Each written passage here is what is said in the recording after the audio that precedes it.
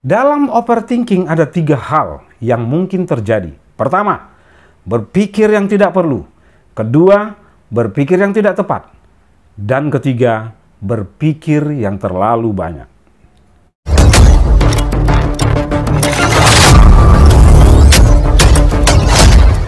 Kenapa berpikir yang tidak perlu ini menjadi urutan pertama?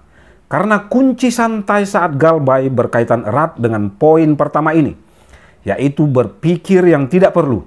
Teman-teman akan memikirkan hal-hal yang sebenarnya tidak perlu teman-teman pikirkan. Contoh, apa kata keluarga, tetangga, atau mungkin teman-temanku saat mereka tahu aku punya hutang dalam keadaan galbay? Pasti mereka akan saling berbisik di belakangku, mencemoohku. Mereka akan menganggap seluruh pencapaianku dari hasil minjol. Mereka akan membicarakan gaya hidupku yang semuanya karena pinjol. Aku akan dituding manusia nggak tahu diri, pakai uang lalu kemudian tidak mau bayar.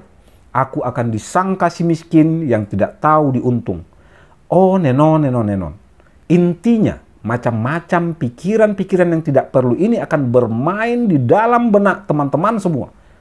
Teman-teman harus paham satu fakta, bahwa di dalam satu hubungan, baik itu hubungan antar keluarga, atau hubungan sosial dengan tetangga misalnya, atau dengan teman-teman, baik itu teman biasa maupun teman kerja, bentuk interaksi sosial yang disebut disosiatif lumrah terjadi.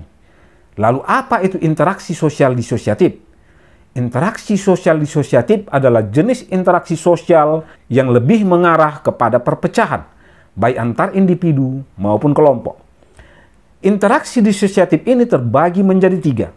Untuk mempersingkat durasi, saya langsung ke poin yang berhubungan dengan berpikiran yang tidak perlu tadi, yaitu kontrapensi. Bukan kontroversi loh ya, tapi kontrapensi. Nah, kontrapensi ini adalah perasaan yang tidak suka yang disembunyikan. Ini sejenis iri dengki. Saya dan teman-teman pasti juga pernah merasakannya. Ayo, ngaku saja. Kadang-kadang kan kita juga sering iri, dengki terhadap keluarga atau orang lain. Ya macam-macam deh itu alasan kita iri dan dengki ke orang lain, yang menyebabkan ada perasaan puas, senang jika orang yang menjadi target iri dengki kita tadi mengalami masalah. Lalu apa kaitannya dengan berpikiran yang tidak perlu? Ya itu tadi, kita tidak akan pernah bisa mengontrol pikiran-pikiran buruk, julid, dengki orang lain kepada kita.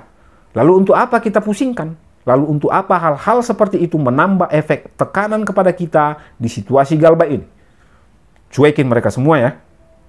Sedangkan yang kedua dan ketiga, yaitu berpikiran yang tidak tepat dan berpikiran terlalu banyak saat galbay. Kedua pikiran-pikiran model seperti ini akan cukup melelahkan secara mental. Pikiran-pikiran akan dibawa ke jalur hukum, penyebaran data, telepon di luar kondap. Belum lagi kepikiran akan dikunjungi para BC lapangan. Semua pikiran-pikiran ini perlahan tapi pasti akan merugikan teman-teman sendiri. Padahal tidak akan ada hal buruk yang sedang menunggu teman-teman semua terkait galbay ini.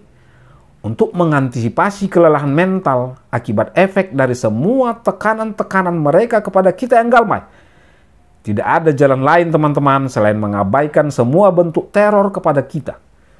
Cut semua spam telepon, arsipkan semua spam chat, SMS, dan email. Sekali lagi, masuk ke mode abai level tinggi dan berfokus ke hal-hal yang positif yang lebih produktif. Tetap dukung saya dalam bentuk subscribe, like, dan komentar yang baik agar saya lebih semangat lagi. Bareng-bareng kita keluar dari problem galbay ini.